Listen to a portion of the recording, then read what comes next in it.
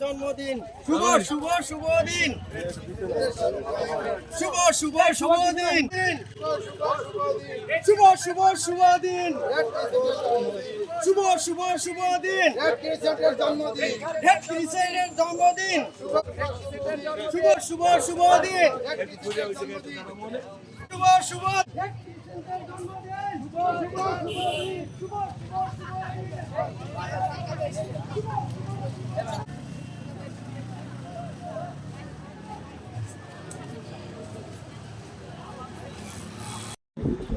আজকে আপনাদের মাঝে আসতে পেরে আসলে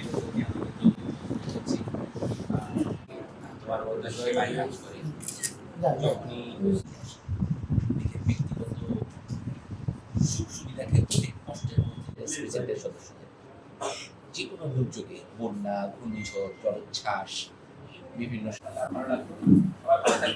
আশা করি আপনাদের এই সংগঠন একসময় এই অনুষ্ঠান অঞ্চলের অন্যতম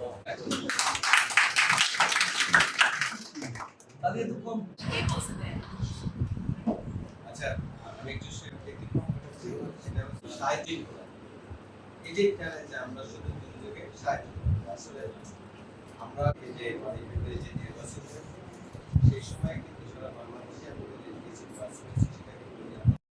কিন্তু ওই ক্ষতিগ্রস্তের পরদিন আমার কিছু বন্ধু সহ অনেক বড় বড় ব্যবসায়ী মঠবাড়ির সেই আজকের 3 আসনের এমপি রুহুল আমিন দুলাল আমাদের পথপ্রদর্শক ছিলেন।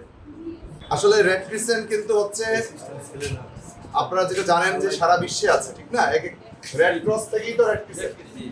তো এই জিনিস আমাদের যদি আমরা আমাদের স্বাধীনতা যুদ্ধের কথা মনে করি, এর আগেও যে কোনো ধরনের দুর্যোগ এবং আমাদের দেশের যে এই অবস্থান, মানে দক্ষিণবঙ্গ যেটা আমরা বলি, আমাদের কিন্তু সারা দেশের মাঝে দক্ষিণবঙ্গের অবস্থান হচ্ছে সবচেয়ে ভালনারেবল।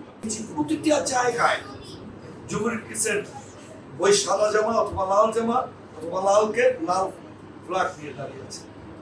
অর্থাৎ তারা দিনের পর দিন 3 থেকে 4 দিন ওই আগের 2 দিন প্রস্তুতিমূলক, আর যেদিন হয়ে গেল তো গেল, তারপরে তারা ঘুরে এদের কিছু পাওয়ার জন্য। কিন্তু যুবলীগ ক্রিসেন্টের ট্রেনিংটা ছিল ওই ইউনিটের। আমরা আস্তে আস্তে মঠবাড়ির মানুষ বলতো যে আজকে থেকে শুরু করে 7 দিন বিভিন্ন সামাজিক কাজে অংশগ্রহণের মধ্য দিয়ে আমরা যদি প্রিন্সিপালকে জানাতে চাই যে রেড ক্রিসেন্ট আছে পিরোজপুরে, অনেকেই জানে না। সামাজিক অঙ্গনে আমাদের অবস্থানটা আছে অনেকেই জানে না। সেই জন্য আমি আশা করবো, আমরা সর্বশেষ মিটিংয়ে আমাদের উদ্যোগ নিয়েছিলাম একটি চক্ষু শিবির করার জন্য, লাইভ মেম্বারদের নিয়ে একটি পিকনিক করার জন্য।